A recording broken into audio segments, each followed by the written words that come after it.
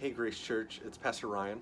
Last Wednesday, I highlighted God's omnipresence, that He is present everywhere. And I'm going to highlight another attribute of God today because in times of suffering, anxiety, and even uncertainty, we're tempted to bend in on ourselves, to curve inwards, and to focus on ourselves, which at the end of the day is self-worship. So in attempt to unravel you, unbend you, to straighten you out, I want to lift your eyes to the glory of God and focus on who He is and how that is good news to us, and also how that makes Him worthy of our affection, our worship, our delight.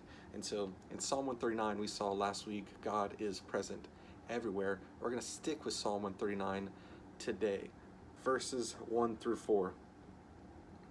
Psalm 139. Lord, you have searched me and known me. You know when I sit down and when I stand up. You understand my thoughts from far away. You observe my travels and my rest. You are aware of all my ways. Before a word is on my tongue, you know all about it, Lord. Verse 16. Your eyes saw me when I was formless. All my days were written in your book and planned before a single one of them began. And so what David, the psalmist, exposes here as well is that not only is God omnipresent, but He is also omniscient.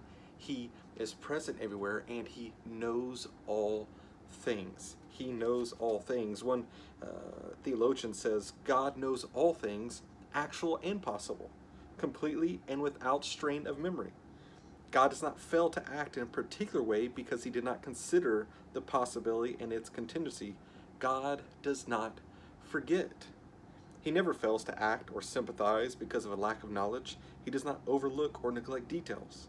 He does not emphasize some facts to the neglect of others. So another attribute, God knows all things. I want to tell you that that's good news, first because He knows you. He sees you. He's aware of you. He understands your anxieties, your fears, your frustrations. He fully knows you.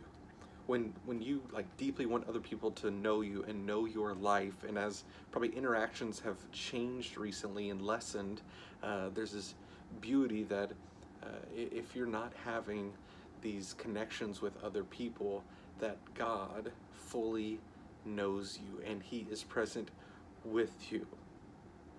And now, does that mean prayer is void? Should I not talk to God because He knows what I might already say? No, because God is not only omniscient, He's also personal. That means He wants to hear from you. He desires to commune with you. He wants to be pursued, just like you do. That's why He says, keep asking, keep asking, keep asking. He wants you to pursue Him, to commune with Him. So God knows you. He sees you, friend.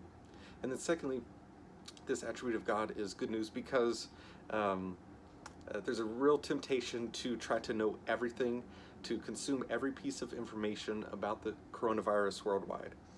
But the truth is, if you do find out every piece of information, that won't actually stop the virus. And so that pursuit of knowing everything can become a God thing. We're trying to be God. We're trying to take God's place and know everything about everything. And the good news of His omniscience is that you're not God. He is, and you can trust Him.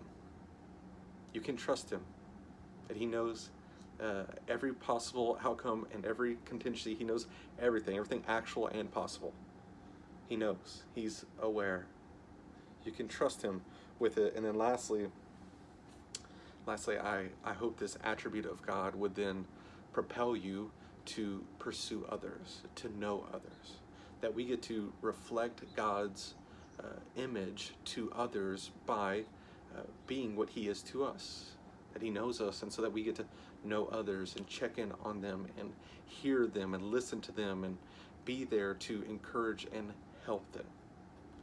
So God is present everywhere, and God knows all things. So may we passionately pursue God through the spiritual disciplines and creatively pursue others to encourage and help.